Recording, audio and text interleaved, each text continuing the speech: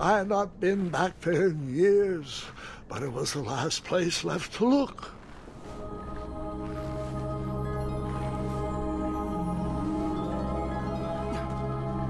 Those lost wishes weren't the treasure I was after.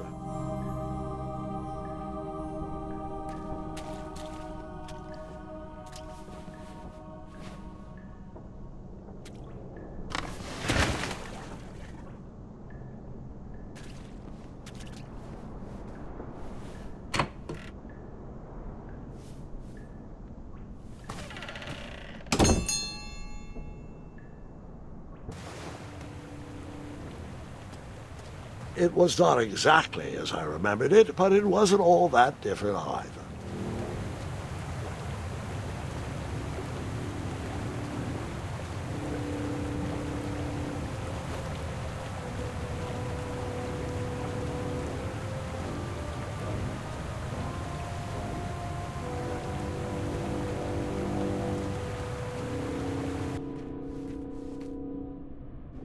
Two odd contraptions guarded the lost treasure. I would have to turn one and see what happened.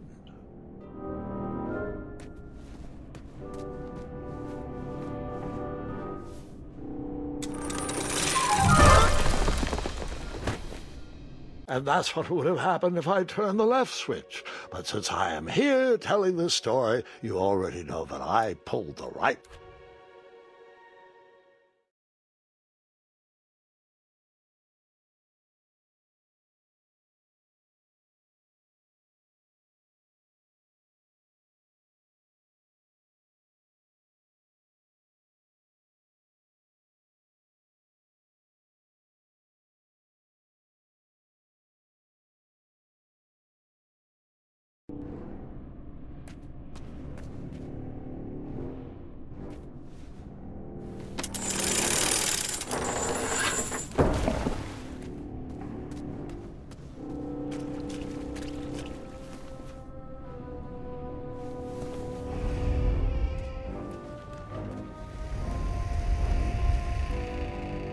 Buckets, barrels, butter churns, and beds were jammed into every nook and cranny of that cave.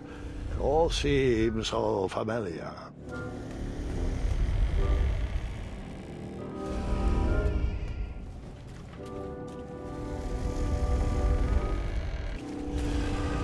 Wait.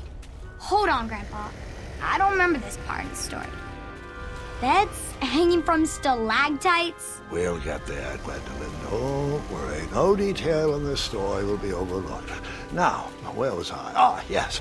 As I treaded through the river of rumbling trundles, I feared I knew the source of that deafening wind.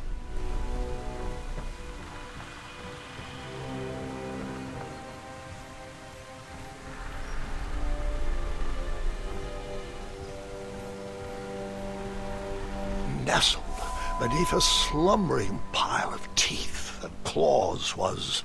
Fabled mirror! Oh, so you remember this part of the story? Well, dragons are my favorite. Do you want to tell this part? Yes! King Edward sent me, the greatest knight in all of Daventry, on a quest to return his stolen mirror. A gigantic, hulking beast of a dragon was the last thing in my way to... My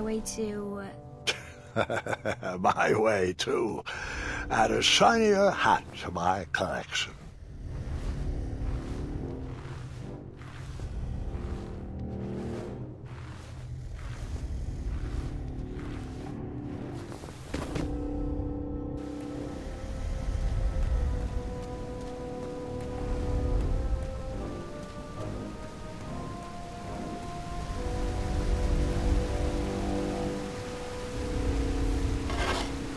I tried to turn that crazy contraption, but it was missing a handle. Someone tampered with it, creating some silly conundrum.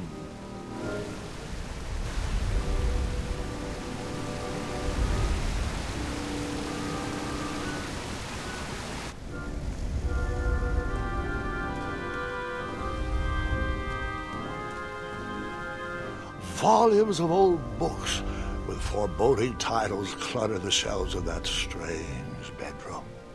How to Tame a Dragon, Breaking the Spirit of Hideous Beasts, Amateur Spells to Impress Your Friends with.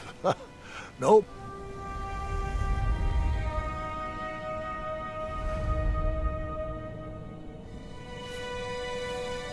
So, the missing handle was booby-trapped? What did you do? Well, I used my cleverness to outsmart the trap.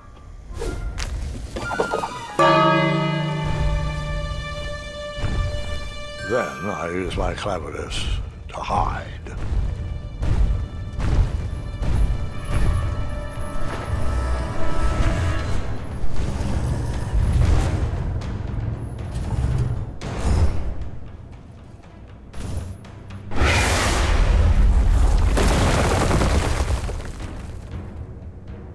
And that's how I knew the dragon appreciated my good taste. Grandpa, another pun? Well, we are just getting started.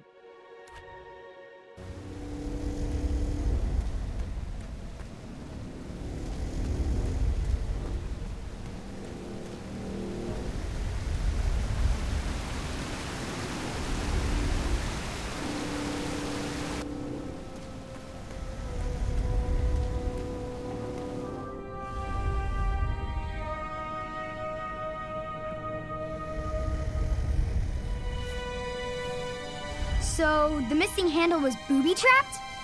What did you do? Well, I used my cleverness to outsmart the trap.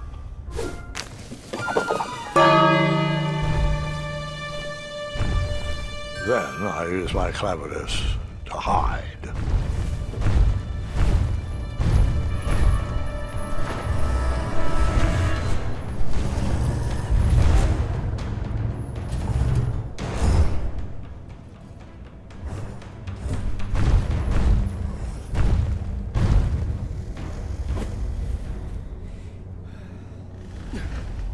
Luckily, that half-blinded beast never noticed me in bed. A dragon's eye must be really hard to pierce with an arrow. At archery lessons, I can barely hit a hay bale. It is indeed a feat only for skilled archers.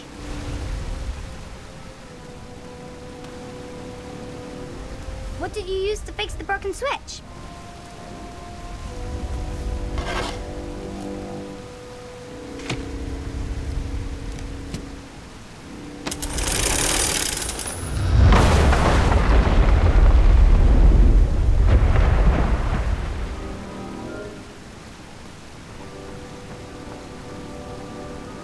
The dragon's chains were coiled around a gigantic switch mounted to the cave wall.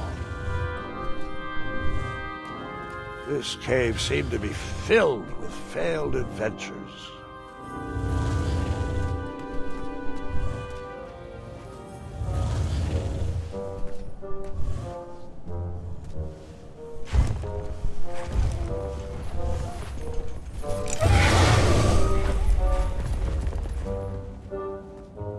After he briefly basked in the sun, the narcoleptic dragon went back to snoring. I probably sleep all day too, if Amira was my only friend.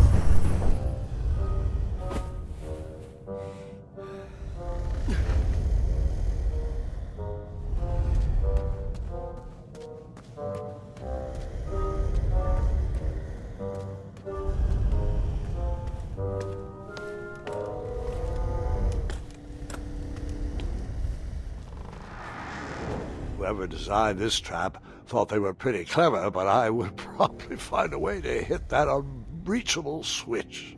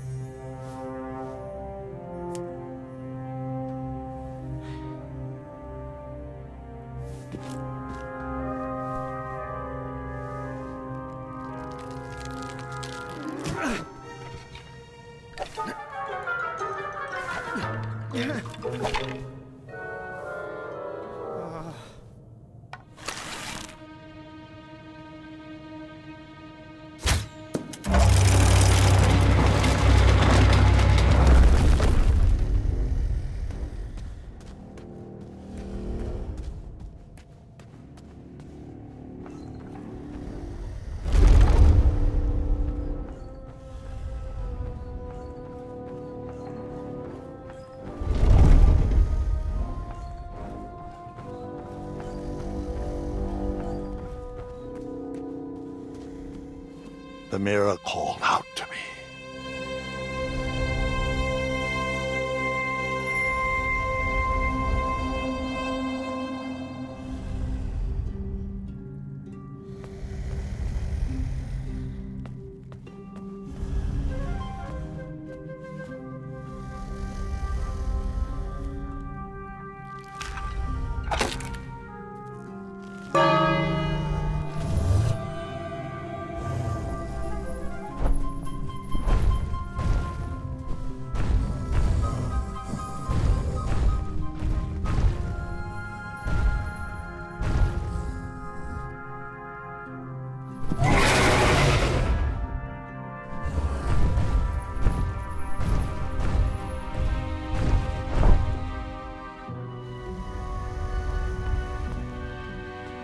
A ridiculous feeding contraption was cobbled together to keep the beast, and probably its owner, alive.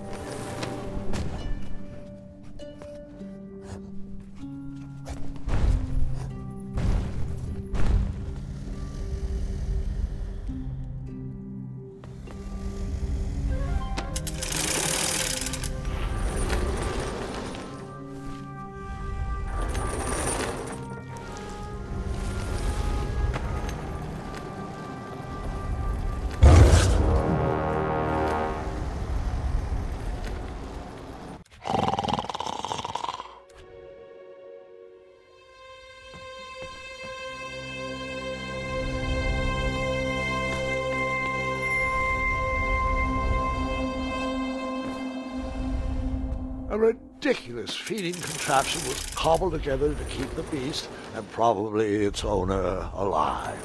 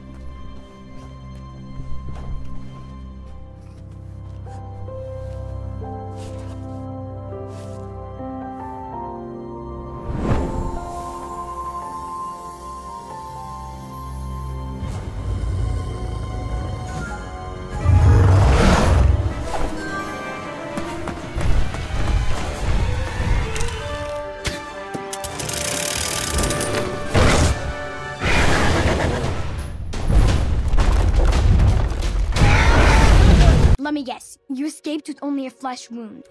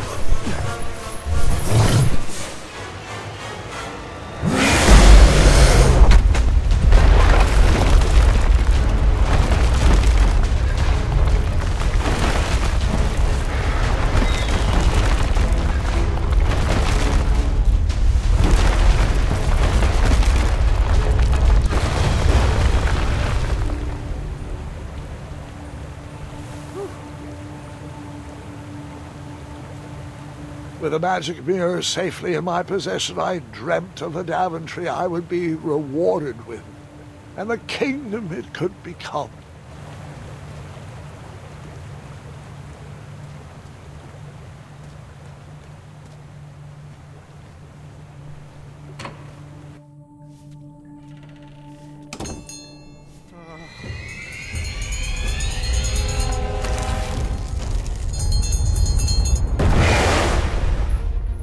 Split second, I had three choices in front of me.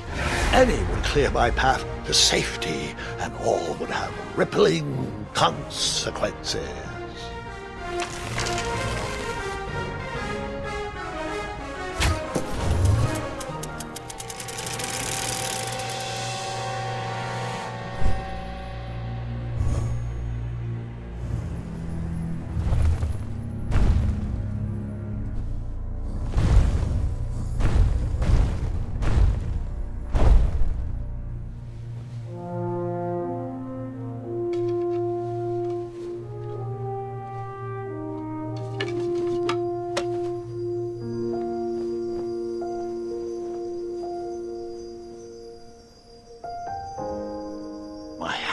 Shaking and my arms could barely grip the rope, but with the last of my strength I climbed out of the well and headed back to the castle. Ever since the magic mirror returned, its reflections have warned the kingdom of danger, kept our family safe, and it has exposed many troublesome crumbs tangled in my beard. Yeah. King Edward was so proud that you returned his lost treasure that he made you king. Everyone knows that part. Now, can we get back to that dragon? Gwendolyn, there is so much more to my stories than dragons. I hope this old cap will be remembered for far more than the action tattered across its brim, sewn into the seams of many hidden adventures. All right, let's get back to the dragon. Tell me everything. Like, why did you set the dragon free even though he was trying to eat you? I set him free because, well, over the years I realized that the dragon was not the despicable, hideous beast Daventry had made him out to be. He was just a caged animal that was never shown any kindness. On that day I forgave the dragon for his atrocious past. You have such a bizarre way of making friends, Grandpa. I guess I do too. I'm known as Gwendolyn the Popular back home. But only to my stuffed bunnies. I've always found it best to pursue friends where I can, though they don't always feel the same about me. All right, you two. Grandpa needs to rest. Gwendolyn, it's way past your bedtime. Sleep well, Grandpa. I'll be back first thing in the morning. I don't need rest. I'm as spry as I've ever been, though I wouldn't mind a slice of magic fruit.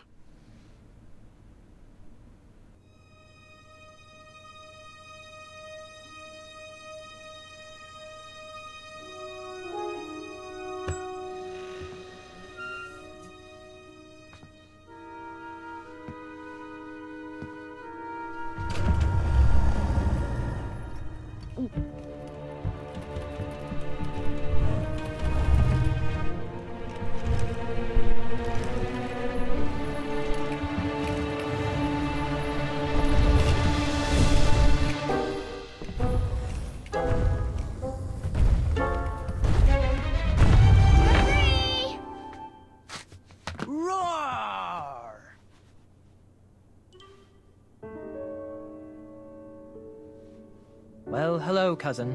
Guard! I'm glad you're finally here. He's been asking about you for days. I had to sit through the same story 5 times. We got here as fast as we could. And I like Grandpa's stories, especially the ones with dragons. Ah, yes, the legendary beast that he set free. I don't know if he forgets I've heard that story before or he doesn't care, but he loves telling it to anyone that will listen. I'm pretty sure I heard the nursemaids telling his same jokes in the hall. Have you heard anything the doctors are saying? Yes, doctors, wizards, magic elves. Grandfather is fine, Gwendolyn. They all say the same thing. He's just old. He still has a few good years left. Look, we're all excited that your family made the trip, but there's no need to worry. You should get some rest. I'm sure you're scheduled for a full morning of Grandfather's hilarious ramblings. Oh, I'm also scheduled for the tournament tomorrow. Ah, yes, the fencing tournament. You'll love it. I'm, of course, favored to win and will make sure you have the very best seat to view my victory. The courtyard will be filled with important people and delicious hors d'oeuvres. Oh, I'm actually competing in the tournament. I had no idea we were hosting a junior tournament. That's incredible. In that case, I will gladly be there to cheer you on and eat delectable appetizers. Nope, no junior tournament. I'll be squaring off against you. I see. Well, perhaps this is the time to stop listening to stories and finally make some of your own. Good night, Gwendolyn. Sleep well.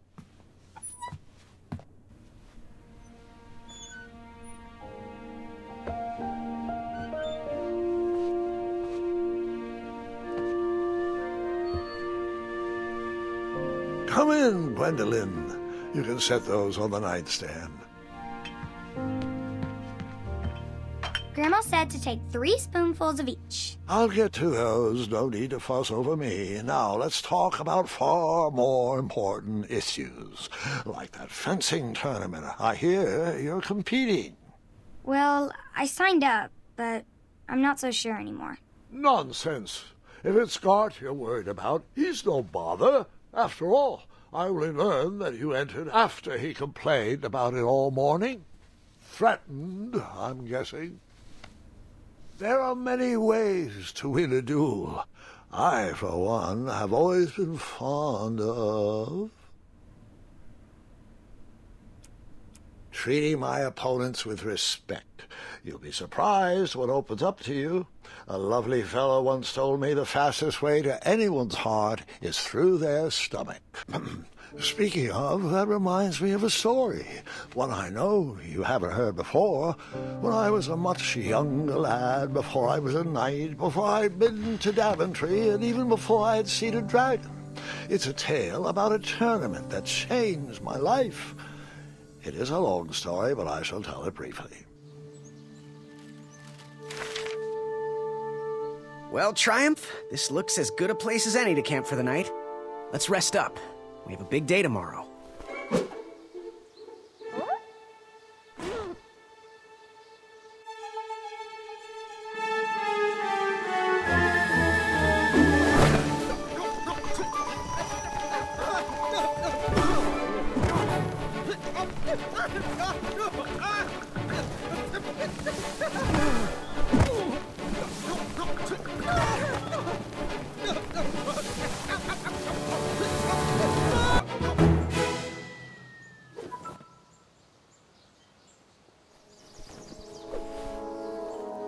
After gracefully rappelling down the cliff, I welcomed the sight of an actual road, the first sign of civilization.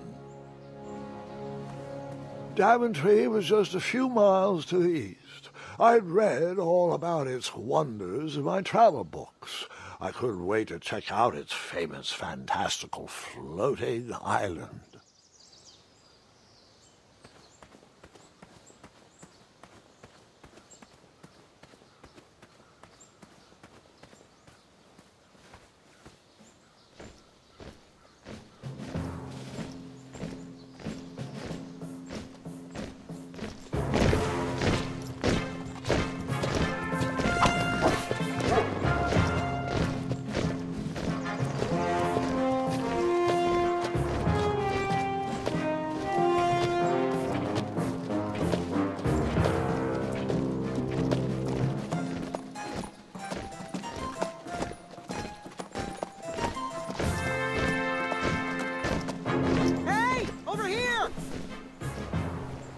I could have sworn the parade of hopeful knights was scheduled for the next day.